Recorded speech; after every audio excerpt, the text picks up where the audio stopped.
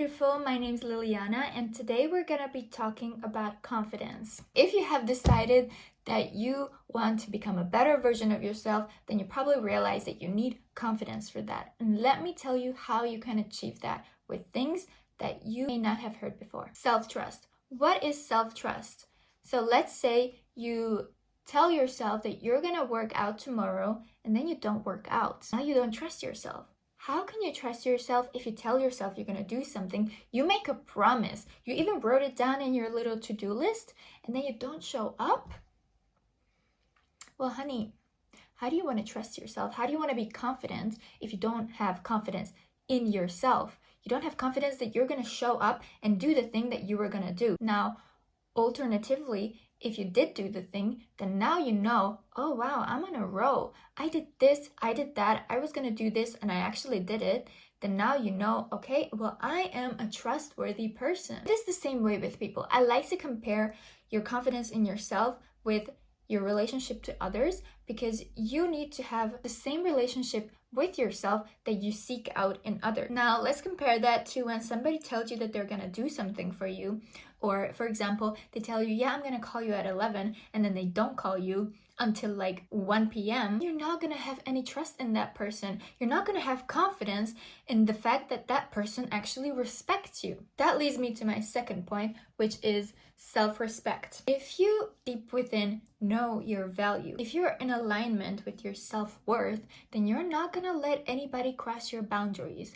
Not even yourself. What does that look like? Well, when you are uncomfortable with something, then you need to communicate that. The same way that if somebody told you, yeah, I'm not comfortable with that, I don't want to do that, they tell you no, you respect that, right?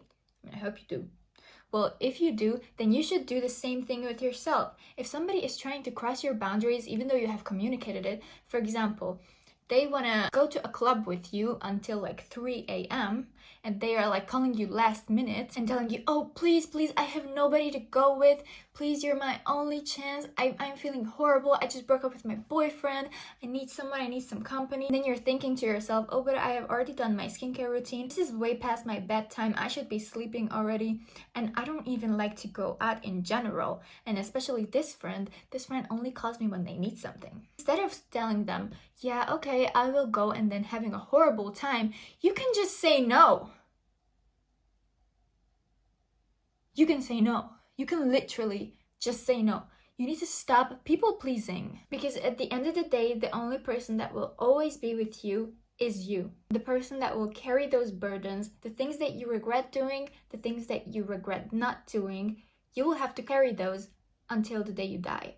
And those people, they might not even be in your life a few weeks, few months, few years from now. So stop wasting your energy in trying to please them and please yourself instead. It's okay to be a little selfish. It is not selfish to put yourself first. I know it's really romanticized to put other people first before your own self. And I mean, yeah, it's noble, yeah, it's nice, whatever, but you don't need to do it. You really don't need to do it. At least not when it's crossing your own boundaries. When it doesn't put you in a worse position than normal, when it keeps you here, by putting somebody before you, it's still keeping you here. It's not bringing you down and bringing them up, but it's keeping you here and bringing them up. And when that makes you feel happy, then you're up here with them. That's good. But when it's putting you down and pushing them up, then that's not good, because you're not gonna put yourself down to pull anybody up, okay? You're not gonna do that. Next thing is you need to overcome your fears. If you do things that you're really scared of doing, then you will notice that you're way more confident in your abilities, because then suddenly there's nothing in the world that you can't do. For example, if you have social anxiety and you're really scared of approaching people, or just generally being around a lot of people, socializing, whatever, then just wave at a bus. Just go out and wave at a bus full of people. Or, I don't know, just go to a bar alone. And just when somebody comes up to you, then talk to them. Or become a part of a community like tennis or Pilates, and you will make a lot of friends. And try to approach people, try to smile at people, be a little bit more open. Or if you're scared of the ocean, then go for a swim in a pond or in a lake. If you have a specific fear, then face it. Don't let your fears be bigger than you, because you are bigger than your fears. And when you realize that, oh my God, that wasn't even that bad. And when you continuously do difficult things, like taking a cold shower or just working out until failure, those things really build so much confidence in your own abilities. You know, I had my final exams like 2 weeks ago, and preparing for them, I found myself really pushing myself really hard to do even the parts of my workouts that I normally don't do because I just don't really like them and I'm kind of lazy.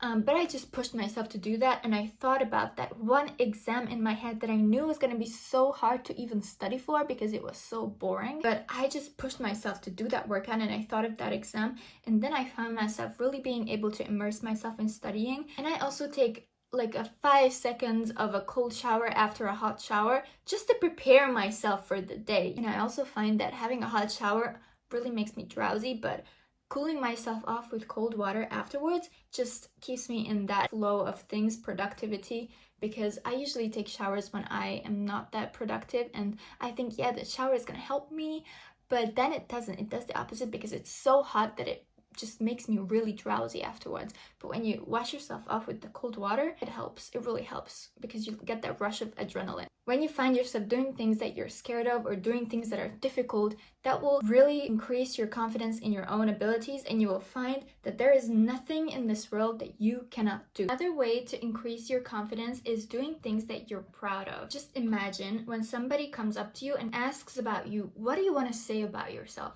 What do you want to have achieved or be working towards that you can be proud of? That will increase your confidence by a lot. So for example, if I want to be a lawyer and I want to tell people, yeah, I'm a lawyer, and I want that to represent how hard I can work and how intelligent I am, then I will go to law school. It's easy as that. But like, it's hard. If you want to be rich, for example, then start a business. Or if you want to be famous, then become an influencer. Just sit down and take a video. Even before you achieve those things, you will find yourself being so confident because you know that you're working towards something that you are really passionate about, that you can be really, really proud of, even when you don't tell people, because it has to be something that is within you, not because of the perception of others, but because you know that if somebody else told you that they do that, you would think like, oh wow, that is so nice. And that will really make you so confident. Make sure that you have a goal in mind and that you're working towards it. It's not about the achievements, but it's about the fact that you are putting your foot down and putting the work in and just getting towards your goals and moving in the right direction. Next topic I want to talk about, which is one of my favorite topics, is habits. This also kind of derives from what I said before, doing things that you're proud of. Your habits are so important in making you the type of person that you want to be. It's not about what I want to achieve. It's about the person that I want to be in order to achieve those things. So when you think about a very, very successful and rich person, what kind of qualities do you think that they have? They're probably really ambitious. They're probably really diligent. They're probably really, really consistent. They probably don't fear failure and have failed a lot of times in order to get to where they are. In order to achieve those things, you need to really look at your habits and what you do on a daily basis. Because if, for example, you have a routine in the morning, the first thing you do is you grab your phone and then you don't make your bed, just eat, sleep, and work. That's all you do. But if you have a really structured morning routine, you wake up, you make your bed, do your to-do list for the day, then you listen to a podcast that really motivates you for the day, then you make a healthy breakfast, you eat it while listening to that, or you take a walk in nature, you journal for 3 minutes, meditate for 10 minutes, then you really have a great foundation to build upon, and then your day will be automatically so much better. And these things, these are tiny habits that can make your life so much better and can make you so much more confident in yourself, because you are now the type of person that has their shit together. And when you have your shit together, there's no better feeling than that. You just become more efficient in everything you do, and how you do anything is how you do everything. Another thing that just came to my mind right now is inner work. If you do inner work, and what does that look like? Inner work is basically going in deep and finding out what your triggers are, what your trauma is, and how you can become a better version of yourself, but like really just going deep and analyzing yourself and working it out. You can do that by meditating, by going to therapy, or by journaling. When you do this inner work, you will really know yourself inside and out. You will know yourself better than anyone. And when you have that deep knowledge in yourself, then if anyone comes around and tries to bring you down, they will not be able to, because you know yourself better than them. Because that person doesn't even know you the way you know yourself. So why does their opinion even matter? It doesn't. It really doesn't, because they don't even know you. And when you see, okay, this is my trigger and I am about to get triggered, if you know that that is your trigger, and then you can stop yourself. In this situation, I usually react like this, but now I'm choosing not to. When you have that, then you will be so confident. I'm telling you, I have started doing that when I started meditating and I started journaling. I have a little self-help journal and a normal journal where I just jot things down about my day, and then a journal where I do shadow work. You can look up shadow work prompts on Pinterest, or just literally go to therapy. I mean, I know it's expensive. BetterHelp, if you're seeing this, please sponsor me. Then your confidence will be literally unbreakable, because nobody can come and just destroy the castle that you have built. Okay? So these are the things that you can build. This is basically your confidence. It's like a strong stone castle that you have built. And a bonus tip that just had to be, if you really don't have any confidence, then just fake it.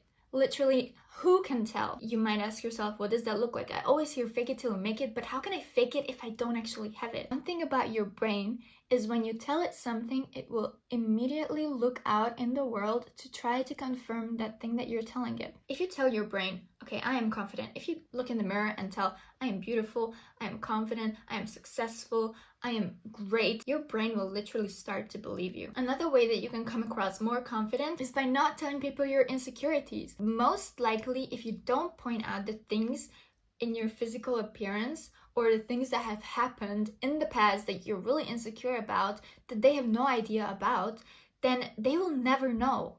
They will most likely never notice that you have a little imperfection on your face, which, by the way, just makes you more perfect, because I believe that the less perfect you are, the more perfect you actually are, because you are God's creation, and the way God created you was meant to be. If there is something that you're insecure about, just don't point it out, because then people will focus on it. The same way, when you focus on a red car, then you will keep seeing a red car. It's the law of attraction, okay? So stop telling people your insecurities, because they will focus on you. And at the same time, it's very dangerous, because some people are really evil and they will hold your insecurities against you because it's your weak spot. And they can actually hurt you, because it will hit home when they point out your insecurities to try to hurt you. It will actually hurt, okay? So stop telling people your insecurities, please. I know you want to be relatable and you want to be humble, but you don't need to be. You need to be confident. People respect confident people, okay? Alright guys, that's it for today's video. Thank you so much for watching, and I really hope that some of these tips resonated with you. If you liked it, then make sure you subscribe, because I make content to help women become the best version of themselves, and I'm wishing you the most beautiful day.